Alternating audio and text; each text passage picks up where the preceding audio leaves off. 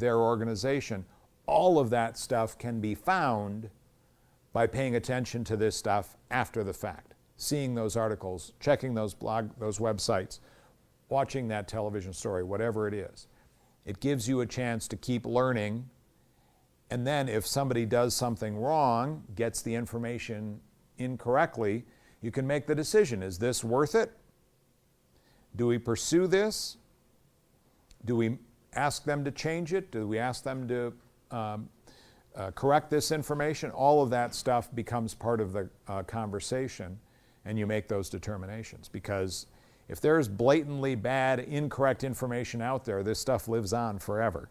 And you need to make sure you have that conversation. Don't just let it go. Go ahead. From a, I guess it'd be historical perspective, let's say there's an article in the paper and it is slightly wrong in a lot of respects. Right. And you're right. Somebody will go back and pick that up later.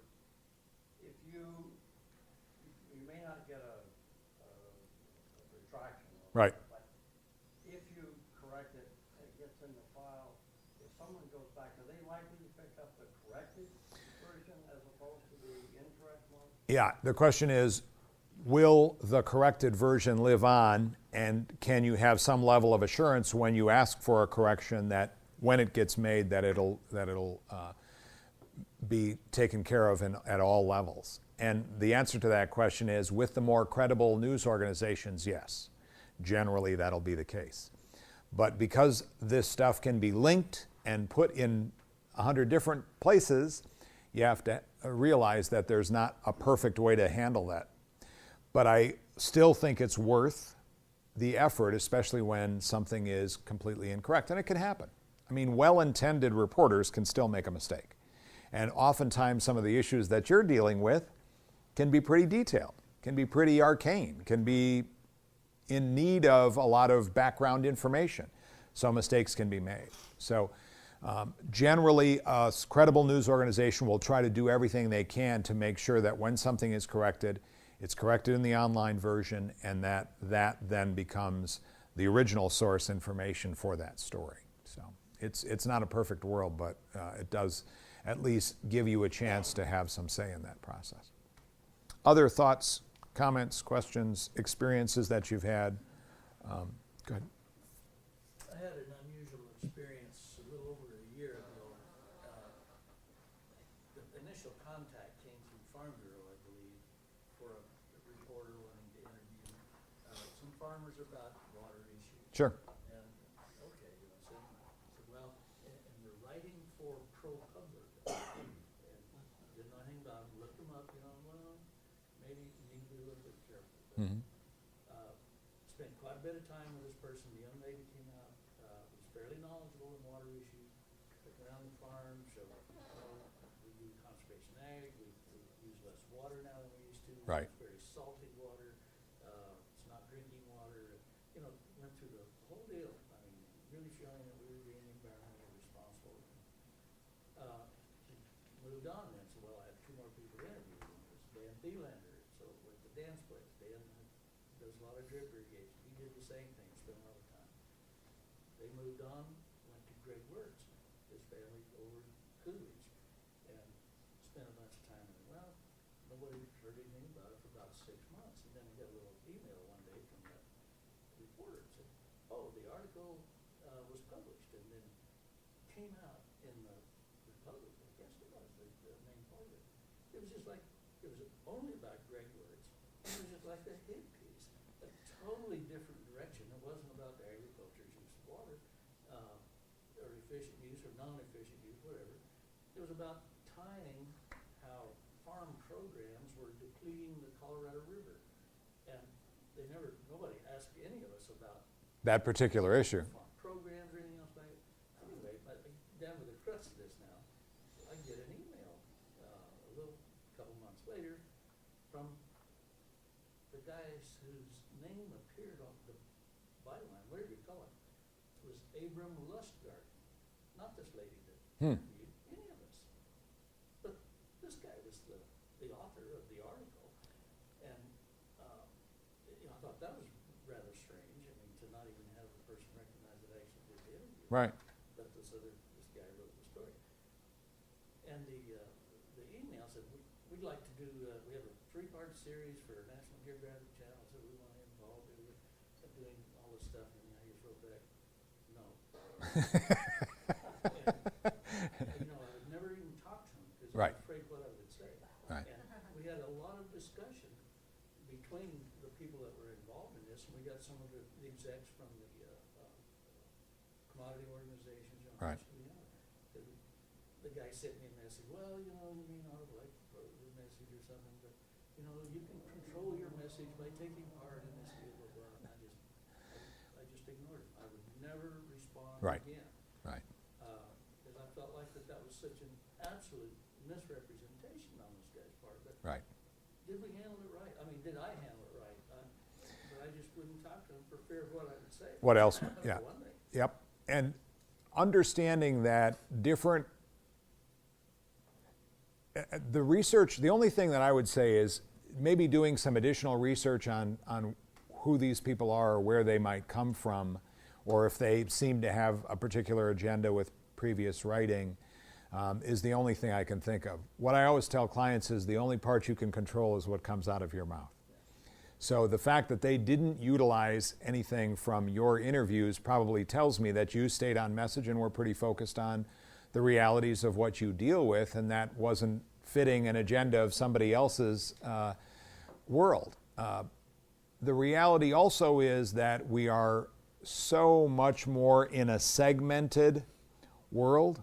I call it it's almost like we're all in individual bubbles. So I think Donald Trump's the greatest guy in the world and everything he says is absolutely on point. Or I think Bernie Sanders is the greatest thing in the world. And so instead of having that little bit bigger picture view, we live sometimes in this bubble. And so somebody's bubble might include, well, obviously anybody who's utilizing water is probably wasting most of it, and especially those people who do things that we don't really understand are probably whatever. And the next thing you know, you get another bubble. And that bubble is representative of a particular mindset, and they get other folks who are joined in that world. So it's different than it was 10, 15, 20 years ago. New York Times called you, the CBS News called you, the Arizona Republic called you, whatever. You kind of knew what that was. Now there are much smaller slices of the pie, and some of them actually can be helpful and beneficial. But there are also folks out there who have very, very specific agendas, and their audience really only wants to hear about that very specific agenda. And you have to, as much as possible, get that sense ahead of time so that you can make the decision. You still may be able to take part, but you do so with a lot more caution because you understand where these folks are coming from. But it's a far more nuanced world today than it ever has been because of what the internet makes possible. Other thoughts, comments, questions?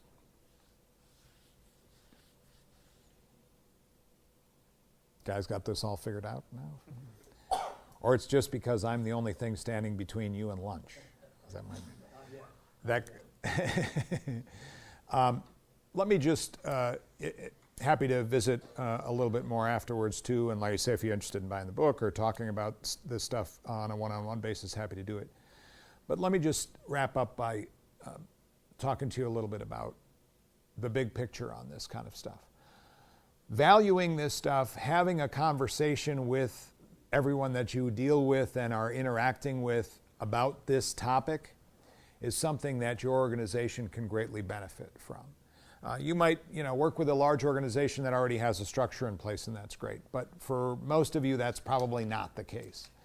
And so taking even an hour over lunch and having a conversation around these topics and making sure everybody in the organization understands how important this can be is time very well spent. Because the reality is anybody can end up on the front page for whatever reason.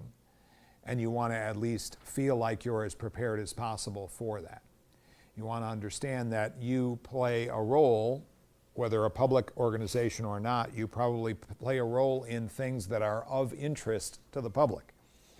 And so when that's the case, your ability to prepare for these circumstances and to understand the moving parts a little bit better gives you an opportunity to lead and lead in a way that's important.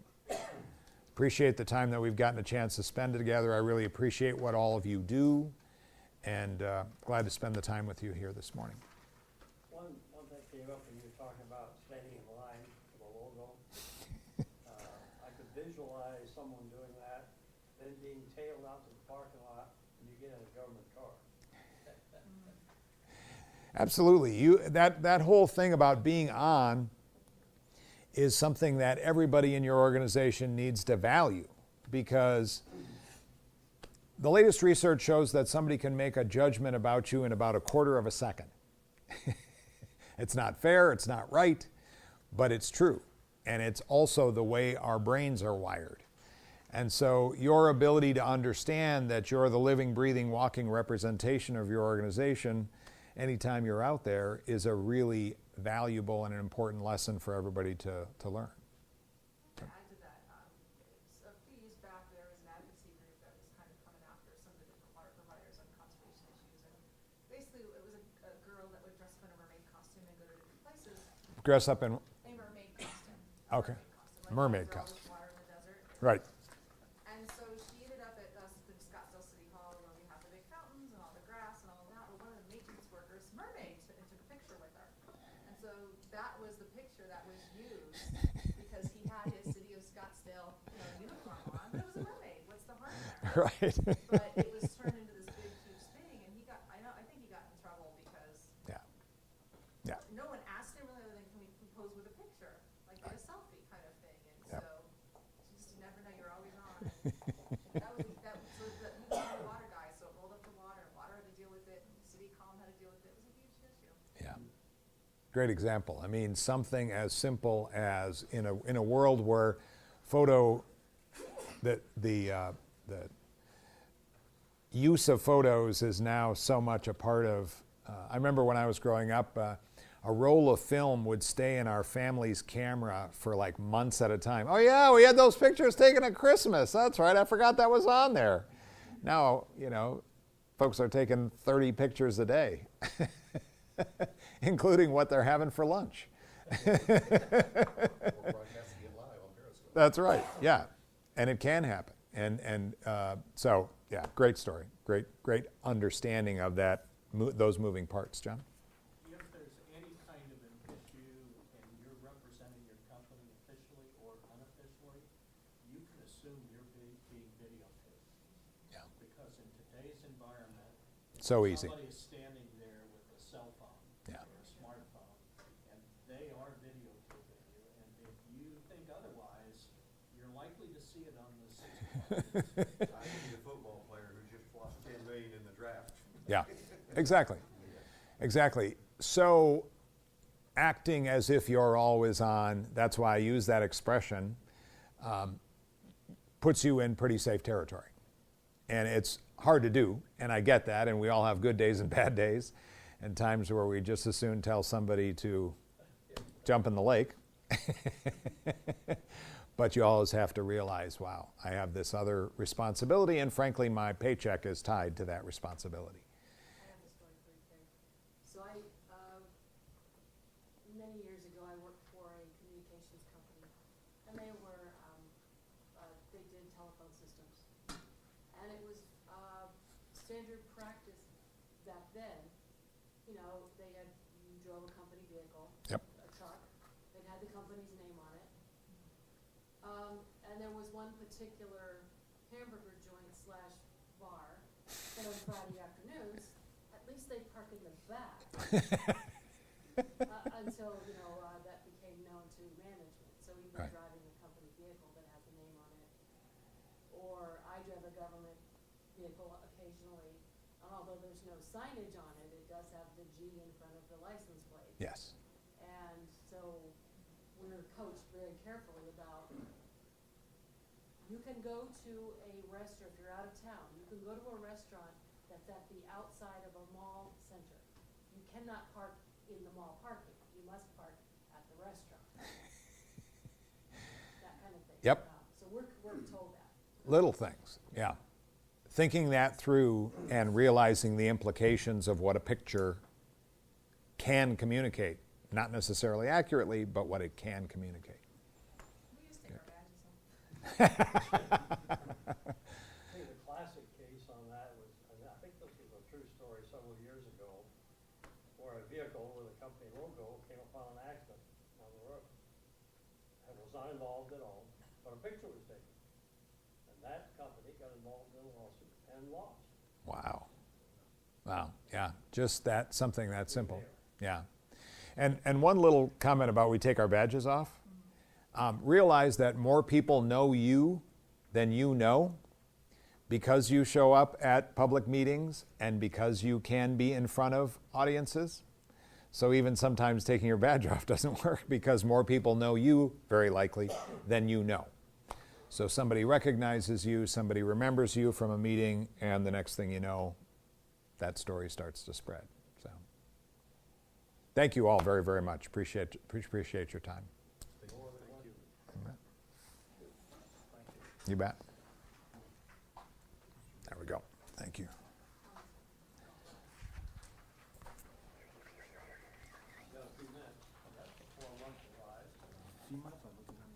Oh, you bet. You bet. Are you gonna tell us about your book? Oh yeah, the book is really about the stuff that we've been talking about, but in the bigger picture. In other words, the beginning of the book is all about first impressions. In other words, how quickly somebody can come to conclusions about you and can do that, and that what is it that you have to do to make sure that you're taking that into consideration. How you raise the bar as a professional in realizing and thinking about those things. What I tell people, I just did an event at Changing Hands last night around the book, and what I say to people is, you'll never do 3 different things the same after you read the book. Number 1, from chapter 2, you'll never sit down in the lobby when you're going into a building to have an important meeting. You'll never sit down. Because what usually happens? So you're there to have an important meeting with somebody, you're in the lobby, and then you sit down and you start looking at your phone and you get distracted or you're thinking about something else, and the next thing you know, the person that you're there to meet is standing over you with their hand out. Is that really how you want to meet that person the first time? Like, hey, yeah, sorry, yeah. That's a great first 3 seconds, right? So you're always standing, you're always meeting them at eye level. And I even address what happens if somebody happens to be in a wheelchair. A wheelchair is actually a fantastic freedom delivery machine for somebody who has the difficulty walking. But you want to make sure that you figure that out so that that person meets you, so that you're setting yourself up for the best first few seconds that you possibly can. So that's one thing that you'll do differently if you read the book. The second thing that you will definitely do differently is that you'll never start a presentation, an important conversation, or a speech with, "Hey, it's great to be here. Thank you very much." Because that's what everybody says. You've just basically wasted 7 seconds by going on and on like that. What can you say right off the top that gets someone to understand the importance of what it is that you're about to talk about? You can still say, "It's great to be here and thank you," but you say that a little bit later. The first thing you say should be something that provides some insight into what it is that you're hoping that that group of people, because waiting for a great piece of information on slide 15 of your presentation, they're going to be gone. They're already going to be looking at their phone. They're going to be thinking about something else, about what they need to do in the next meeting. Right from the start, you need to have a plan for how you engage them. And then the last thing has to do with the last chapter in the book, and that is one of the simplest and most impactful things you can do is also one of the easiest things for you to do. And yet it gets ignored every day in the business world. And I'll just have to let you have to buy the book to find out what that is. But it's been, I mean, this is how my brain works. This is how my brain has worked since I was in 7th grade. I've been involved in public speaking and involved in public life for all of my adult life. So what I want to do is get people to a place where they're much more comfortable with that, especially in an age of technology where people spend so much time interacting with technology. I want them to still be able to maintain the skill set that makes it possible to do a great presentation, to have a good conversation with, a good and important conversation within your organization and do it well. So go ahead, Jennifer. I worked with people with speech anxiety when I was at ASU. Oh, good. Can you share with the group some of your suggestions on how to Good. overcome it? You bet. Because people ask that all the time, and the great Seinfeld joke is, every year this public opinion poll comes out, people's greatest fears. Number 1, public speaking. Number 2, getting a diagnosis that will ultimately lead to your death. So that means the next time you're at a funeral, the person who's speaking wishes they were in the box. Speech anxiety and the anxiety that comes around public speaking is something that a lot of people, most people actually live with. So a couple of different things. What I always talk to people about is genuinely practice. What most people do is, I ran it through in my head. That's not practice. Standing up and doing it is real practice. Doing it with a camera is real practice. Running it through from beginning all the way through to the end in real time is real practice. That will get you past some of that. Most of us who are anxious about those circumstances just naturally worry about it instead of actually doing something about it. It's just human nature. So genuine, real practice is a big part of that. Secondly, figure out what system you can use, whether it's 3x5 card, notes, whatever, something that you can have in front of you that will be a security blanket so that you can get from one point to the next without feeling like you're up there on an island without anything that can help you. So, a very prominent CEO in the Valley had to figure out what his system was going to be and then use it every single time, because it was very nerve-wracking for him to stand up and speak. But we eventually figured out a way. So every time the podium looked the same to him and he had a system down where he always felt comfortable with that set of circumstances. And then the third thing that I say, and I talk about this in the book, is see your doctor. I mean, today, there are anxiety medications that are so specific that you don't get foggy, you don't lose track of who you are. Literally, there are people, and I learned this from working with some of these executives. I had a lawyer, a woman lawyer who I have a lot of respect for, tell me, I have to speak 3 times a year in front of this big organization. It always drives me crazy. She said, I talked to my doctor. I have a pill bottle in my medicine cabinet that has 3 pills in it. Because all I have to do is take one that day, a couple hours before I speak, and everybody who has this experience uses the same expression. They say, my anxiety just goes like this. So it's not like it completely goes away, but it's much more controllable. Yet you're very clear-headed. You're able to do exactly what you need to do, but your anxiety, that sort of unsubstantiated, unnecessary nervousness subsides when you have the right prescription. So it's not about suddenly being hooked on something or taking something all the time. It just is something that you can actually have a conversation with your doctor and find something that gets that anxiety to be under control. So it's really, that's, if somebody gets that and suddenly is able to stand up and speak, that's a huge boost for their professional development. So yeah, if you're interested in the book, and if you're, there's a website to go to for it as well. So that's on the back of your program. So, all right. Thank you, sir. You bet. Thank you. Glad to do it. Join us for lunch. You want to stay for lunch now? Appreciate you coming. Okay. Thank you.